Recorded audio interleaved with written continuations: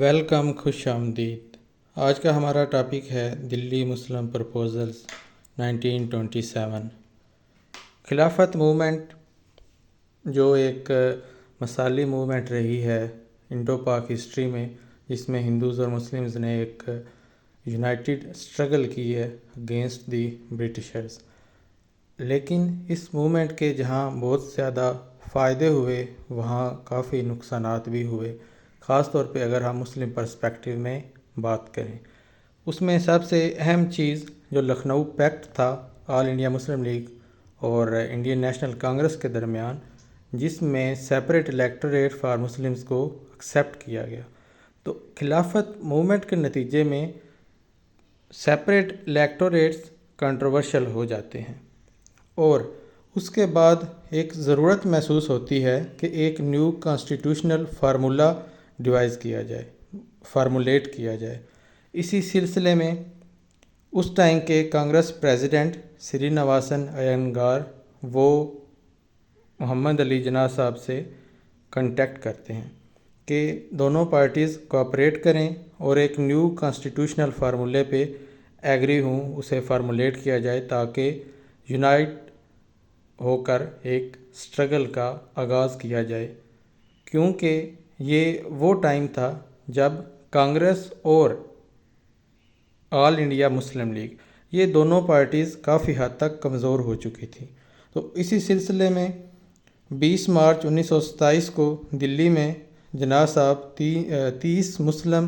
Leaders کو اکٹھا کرتے ہیں اور وہاں دلی مسلم پرپوزلز پیش کیے جاتے ہیں۔ اس میں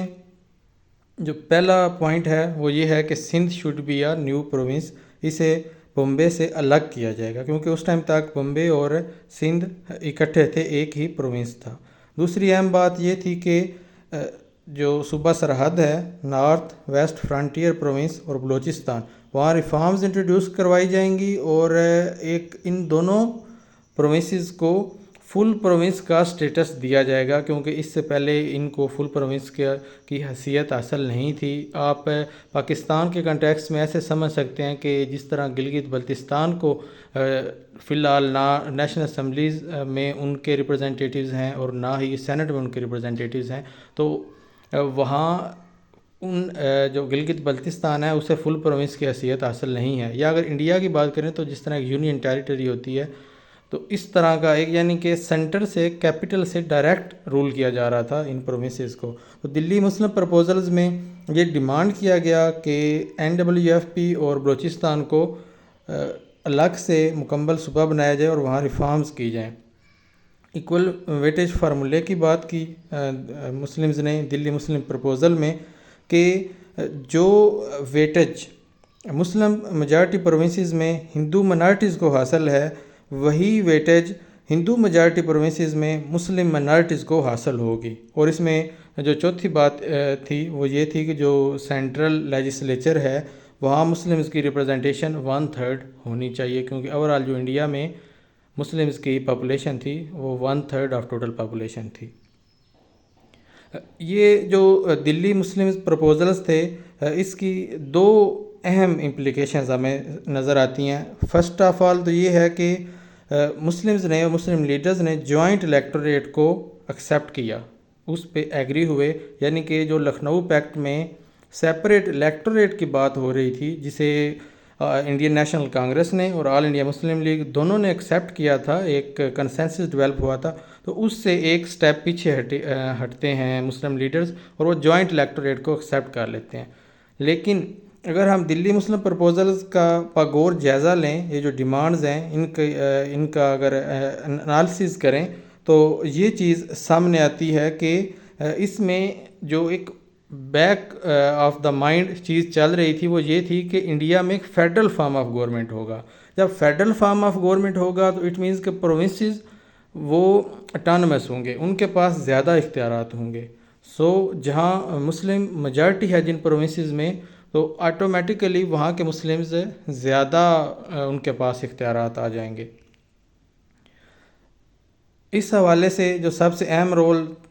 تھا اور جو اہم رول ہونا تھا کیونکہ جو مین پولیٹیکل پارٹی تھی اس ٹائم انڈین نیشنل کانگریس تھی، اور جس طرح پہلے ذکر ہوا کہ جو دلی مسلم پرپوزلز جو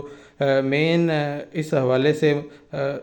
جو ایک کاز بنا دلی مسلم پرپوزلز کو لے کے آنے کا، وہ اس ٹائم کے کانگریس پریزیڈنٹ سری نواسن ایینگار ان کی جو انویٹیشن تھی جناح صاحب کو، اس کے بعد یہ ہوتا ہے۔ لہٰذا 30 دسمبر 1927 کو مدراس میں ایک میٹنگ ہوتی ہے کانگریس کی، وہاں اس سے پہلے ایک سیشن بھی ہوتا ہے 15 مئی کو بمبے میں، اس میں Congress as a party Delhi Muslim proposals کو ایکسیپٹ کرتی ہے، لیکن یہ جو مدراس میں میٹنگ تھی اس میں گاندھی صاحب پریزنٹ نہیں تھے، اور یہ بہت ایک اہم چیز تھی۔ اس حوالے سے ہم دیکھتے ہیں کہ چاہے گاندھی صاحب پریزنٹ نہیں تھے، لیکن اس ٹائم دو مین لیڈرز تھے انڈین نیشنل کانگریس کے، ایک خود پریزیڈنٹ سری نواسن ایینگار اور دوسرے موتی لال نہرو، جو والد ہیں جواہر لال نہرو کے، ان کے وہ فادر ہیں، پتا ہیں۔ لیکن دلی مسلم پرپوزلز کے بعد جب کانگریس اس کو ایکسیپٹ کر لیتی ہے تو ہندو ایکسٹریمسٹ پارٹی، یا جو کہہ لیں کہ ہندو ریلیجیس پارٹی، ہندو مہاسبھا، وہ صرف جو سیپریٹ الیکٹوریٹ کی رینونسیشن ہوتی ہے، جو جوائنٹ الیکٹوریٹ کو ایکسیپٹ کیا جاتا ہے مسلم لیڈرز کی طرف سے، اس کے علاوہ دلی مسلم پرپوزلز کو مکمل طور پر ریجیکٹ کر دیتے ہیں، اور موتی لال نہرو کے خلاف ایک کمپین سٹارٹ ہو جاتی ہے، جس میں یہاں تک پراپوگنڈا کیا جاتا ہے کہ موتی لال نہرو وہ بیف ایٹر ہیں، وہ گائے کا گوشت کھاتے ہیں، اور یہ اتنا شدید پراپوگنڈا ہوتا ہے کہ اس کے سامنے موتی لال نہرو جیسی شخصیت کو بھی ہتھیار ڈالنے پڑتے ہیں۔ اس طرح ہمارا دلی مسلم پرپوزل کا یہ ٹاپک کمپلیٹ ہوتا ہے۔ امید ہے آپ کو اس کا بیک گراؤنڈ اور اس میں کچھ اہم بنیادی نکات وہ ایک نئے پرسپیکٹیو سے سمجھ آئے ہوں گے۔ مزید اس کا جو اگلی کڑی ہے سائمن کمیشن، کیونکہ دلی مسلم پرپوزلز کی ناکامی کی ایک اہم وجہ سائمن کمیشن بھی تھی، وہ ہم اپنی نیکسٹ ویڈیو میں آپ کے سامنے پیش کریں گے۔ بہت شکریہ۔